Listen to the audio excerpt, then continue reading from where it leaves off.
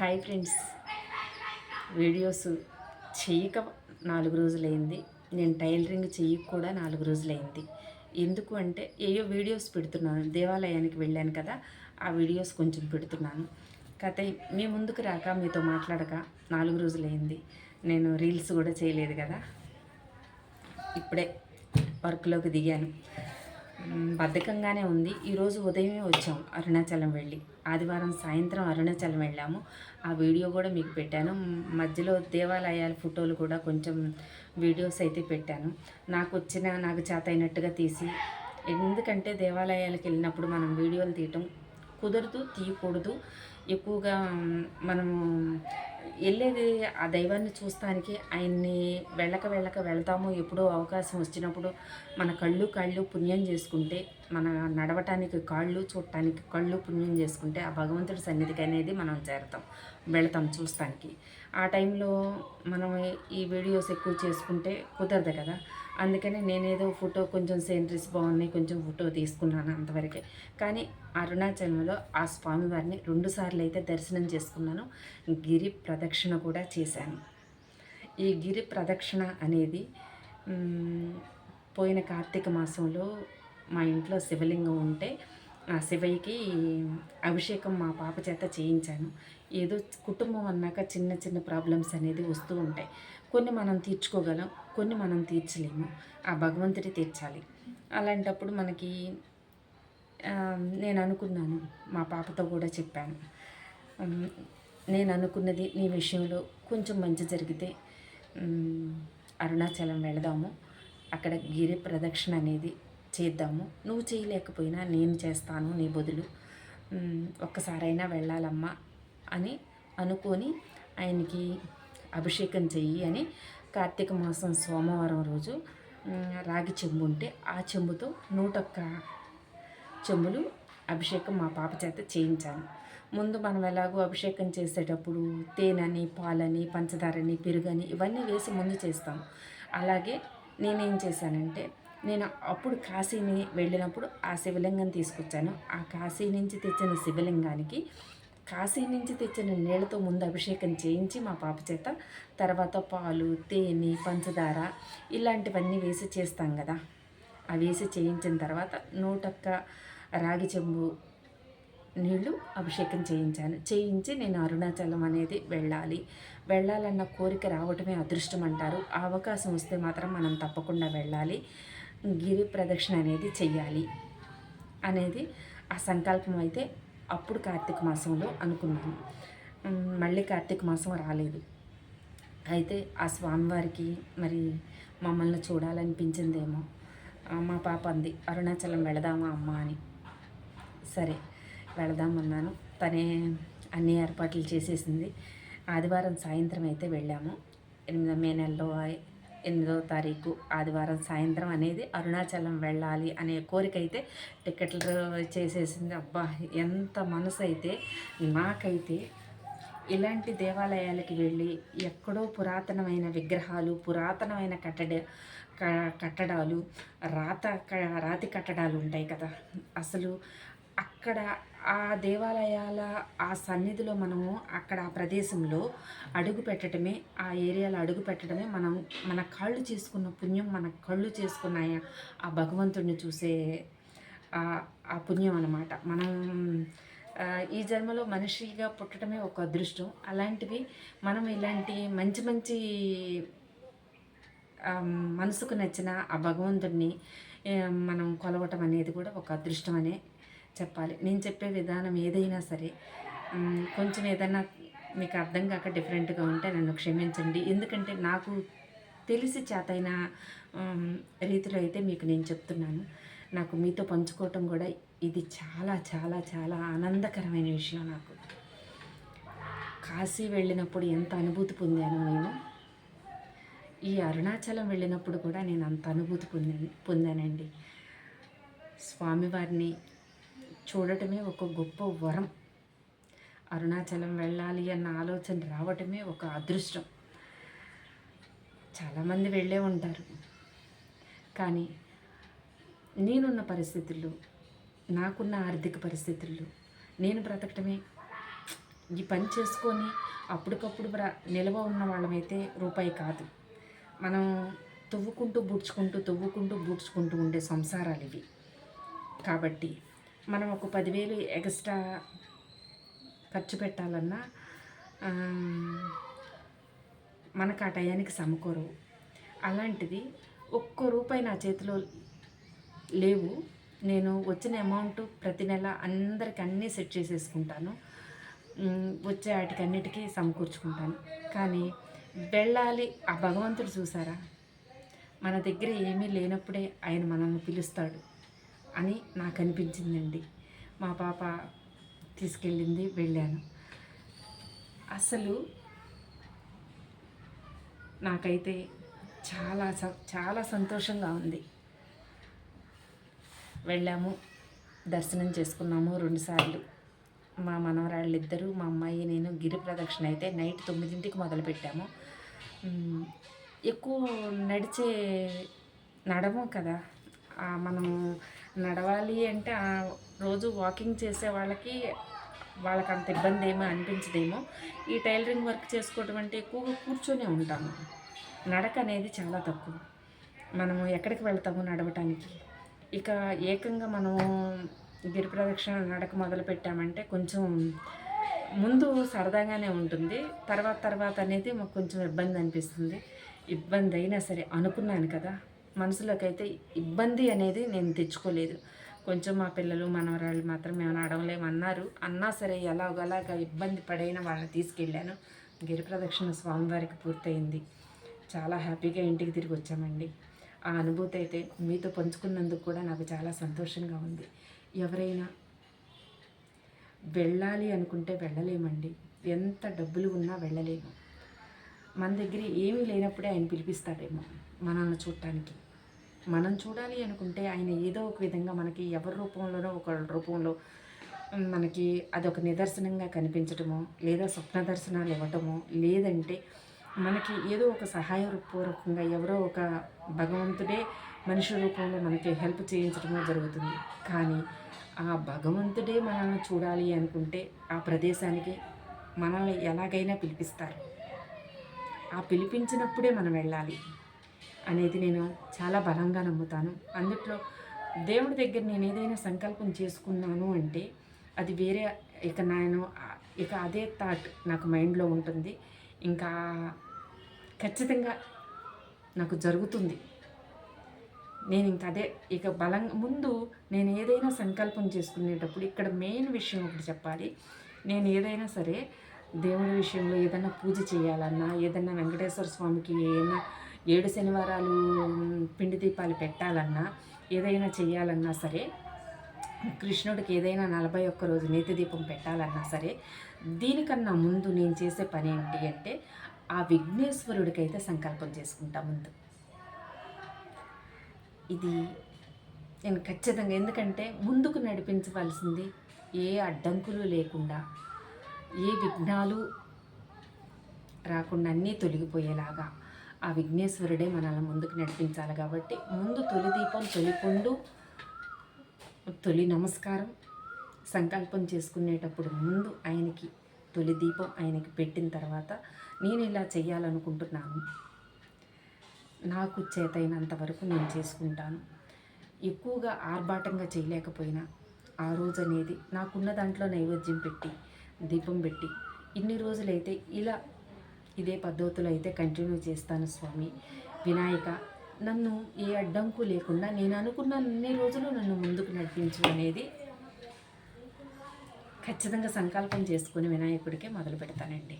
ఖచ్చితంగా ఏ అడ్డంకు రాదు నేను చేయాలనుకున్న ఆ దేవుడి పూజలో మాత్రం. 7 శనివారాలు నేను చేసినప్పుడు కూడా ముందు వినాయకుడికే చేసుకున్న తర్వాత అయ్యవారికి చేసుకుంటాను. ఇప్పుడు కూడా ఆగటం మధ్యలో అనేది జరగలేదు. ఇప్పుడు కూడా నేను అరుణాచలం వెళ్ళటానికి అనుకోలేదు. అప్పటికప్పుడు 10 రోజుల్లో టికెట్లు బుక్ చేసుకున్నాం, అనుకోలేదు. అవి ఎక్స్ట్రా డబ్బులు పెట్టి చేసేసుకున్నాము, అనుకోలేదు. అప్పటికి నేను 7 శనివారాలు మొదలుపెట్టి చేస్తున్నాను. ఖచ్చితంగా 7వ శనివారం అయిపోయిన తెల్లారి సాయంత్రం అరుణాచలం వెళ్ళాం. అలా టికెట్లు కూడా అలాగే అయినాయి అనుకోకుండా. నేను ఆ 7 శనివారాలు ఒకందుకు చేశాను, భగవంతుడు ఒకందుకు నడిపించారు. ఏదైనా సరే మంచి జరిగింది నాకైతే. స్వామివారిని చూసి వచ్చాను కదా. ముక్కోటి దేవతలు కూడా బ్రహ్మ ముహూర్తంలో కొలిసే దైవం ఎవరు అంటే ఆ పరమేశ్వరుణ్ణే కొలుస్తారు ముక్కోటి దేవతలు కూడా దిగివచ్చి. ఇదైతే మీరు ఎలా చెప్తారు అని అంటారేమో. ఇది నాకు నేనుగా ఆ భగవంతుడి మీద నాకున్న నమ్మకం. పరమశివుణ్ణి అందరు దేవతలు కొలుస్తారండి. ఎందుకు ఆయన మరి ఆయన ముందు తొలి గురువు ఆయనే ప్రధానమో తెలియదు. ఆ శివయ్యని ముందుగా కొలిసేది ముక్కోటి దేవతలు కూడా ముందే కొలుస్తారు ఆయన్ని. ఆ తర్వాత మనమందరం అందరినీ కొలుస్తాం. దేవుళ్ళ చేతే పూజించబడే ఆ శివయ్యని ఆ సన్నిధికి వెళ్ళి, అంత గొప్ప ప్రదేశానికి వెళ్ళి, ఆ ప్రదేశంలో మనం కాలు పెట్టి మన జన్మపు ధన్యం ఎంత పుణ్యం చేసుకుని ఉంటామండి. ఈ ఒక్క దేవాలయం గురించే కాదండి, తిరుపతి వెళ్ళినా, షిరిడీ వెళ్ళినా, కాశీ వెళ్ళినా, రామేశ్వరం వెళ్ళినా, అయోధ్య వెళ్ళినా, అరుణాచలం వెళ్ళినా ఆ అనుభూతే వేరు. ఇక్కడ ఇంకొక విషయం మీకు చెప్పాలి. ఇంట్లో మా అమ్మాయి కానీ, పిల్లలు కానీ, నేను కానీ, మా కుటుంబంలో మేము భగవంతుడిని ఇంత గొప్పగా నమ్ముతాము, ఇంత గొప్పగా ఆరాధిస్తామా? మా అల్లుడు మాత్రం చర్చికి వెళ్తారు. అంటే క్యాస్ట్ వేరా అంటారేమో, కాదు, మా నాయుళ్ళే ఆ అబ్బాయి, మా క్యాస్ట్ అబ్బాయే. కానీ తను ఒక్కడే మాత్రం, మళ్ళీ మేము చేసుకుంటే తను ఏమీ అనరు. మేము కూడా తను వెళ్ళొద్దు అనము. తన నమ్మకం తంది, మన నమ్మకం మంది. ఇక్కడ ఎవరికి ఇబ్బంది లేదు కదా. కానీ ఏదైనా సరేనండి, నాకున్న నమ్మకాన్ని బట్టి నేను చెప్తే మాత్రం భగవంతుడిని కొలవటమే ఒక అదృష్టం. ఈ మానవ జన్మే ఒక పుణ్యం చేసుకుంటే వచ్చింది. ఈ వచ్చిన దాన్ని మన పెద్దవాళ్ళు మనకు అప్పగించిన దాన్ని, మా అల్లుడిని అయితే నేను వెళ్ళొద్దు అని నేను అన్నను, మమ్మల్ని ఈ పూజ చేయొద్దు అని తను అనరు. అందుకే మేము ఏ దేవాలయాలకు వెళ్ళినా మా అల్లుడు మాతో రారనమాట. వచ్చినా బలవంతంగానే వస్తారు. అందుకే తొందరగా మేము ఆయన్ని ఇబ్బంది పెట్టాం. మనం వెళ్ళాలనుకున్నాము, ఓకే వెళ్ళి చూసి వచ్చేస్తాము, అయిపోతుంది. తను ఆదివారం సండే వస్తే తను చర్చికి వెళ్తారు, నమస్కారం చేసుకొని వచ్చేస్తారు, అయిపోతుంది. దానివల్ల ప్రాబ్లం లేదు. కానీ ఏదైనా సరేనండి, మనం పుట్టిన దగ్గర నుంచి మరణించేంత వరకు మన పెద్దవాళ్ళు మనకి ఏది ఆచారం అప్పచెప్పారో, ఇక్కడ ఎవరిని నేను కించపరచటం లేదు, ఎవరి ఆచారాన్ని, ఎవరి సంప్రదాయాన్ని నేను ఇక్కడ తక్కువ చేసి మాట్లాడట్లేదు. పెద్దవాళ్ళు, పురాణాలు చదివిన వాళ్ళు, పెద్ద పెద్ద పండితులు కూడా తల్లిదండ్రులు మీకు ఏది అప్పచెప్పారో అది మీ బాధ్యతగా తీర్చండి అని చెప్తారు. దీన్ని నమ్మి నేను ఈ భగవంతుడిని అనేది, నాకు నా తల్లిదండ్రులు ఇచ్చిన ఈ ఆచారాన్ని నేను వదలకూడదు అనేది నా నమ్మకం. ఇక్కడ నేను చెప్పేది ఇది ఒక్కటే. ఎవరికైనా సరేనండి, మన తల్లిదండ్రులు మనకు ఫస్ట్ నుంచి ఏది అప్పచెప్పారో దాన్ని మనం ఖచ్చితంగా పాటించాల్సిందే. ఎందుకంటే ఇది మన కోసం కాదు, మన తల్లిదండ్రులు మనకు అప్పచెప్తే వాళ్ళ మీద మనకిచ్చారు కదా ఒక సంప్రదాయాన్ని, వాళ్ళ మీద గౌరవం, మనం వాళ్ళకు పుట్టాము, వాళ్ళకి మనం చేయాల్సిన బాధ్యత అంటూ ఏంటి అంటే, ఏదో కట్టుకోవటానికి బట్టలు ఇచ్చి, తినటానికి తిండి పెట్టి, వాళ్ళకి ఏ ఇబ్బంది రాకుండా చూడటంలో ఎంత గొప్పతనం ఉంటుందో, వాళ్ళు ఇచ్చిన ఆచారాన్ని మనం పాటించటం కూడా అంతకు 10 రెట్లు గొప్పతనం. అది పాటిస్తేనే వాళ్ళని మనం గౌరవంగా చూడగలుగుతాం. దాంట్లో నుంచే వచ్చింది పెద్దవాళ్ళని గౌరవించటం అనేది నా నమ్మకం మాత్రమే.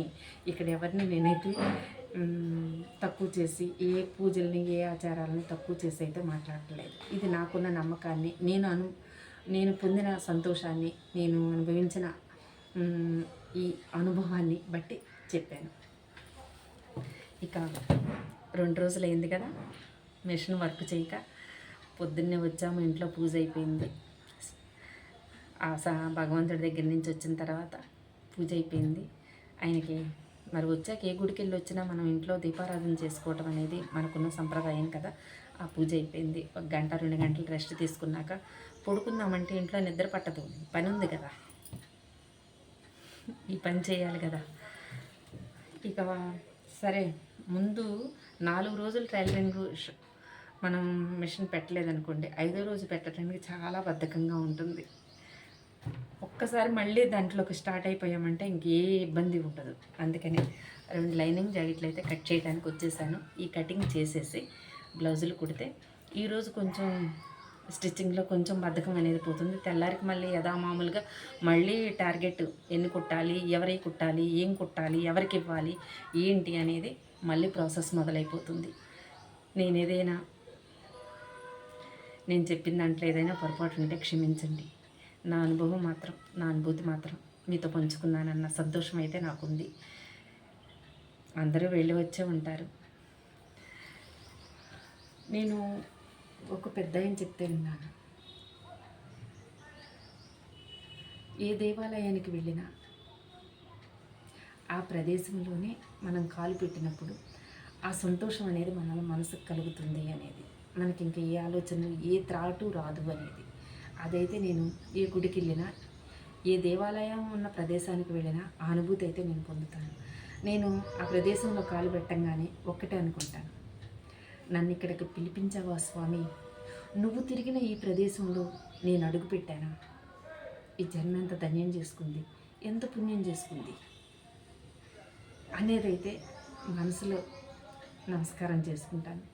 ఇది ఎందుకో నాకు అలా అనిపిస్తుంది. షిరిడి వెళ్ళినానండి, ఆయన తిరిగిన ఆ ప్రదేశం అంతా, ఆయన నడిచిన ఆ భూమి మీద నేను కాలు పెట్టాను. తిరుపతి వెళ్ళిన ఆ 7 కొండల మీద నువ్వు కూర్చొని ఉంటే, ఆ సన్నిధిలో నువ్వు తిరిగిన ప్రదేశంలో మేము కూడా అడుగు పెడుతున్నామంటే, మాకు కూడా ఇక్కడ ఒక అడుగు పెట్టే ప్లేస్ మాకు ఇచ్చావా ఈ జన్మలో అనేది. నేను ఇలా ప్రతిదీనండి, నేను ఇలా ఎవరైనా ఏదన్నా అన్నా నెగిటివ్గా అస్సలు ఆలోచించను.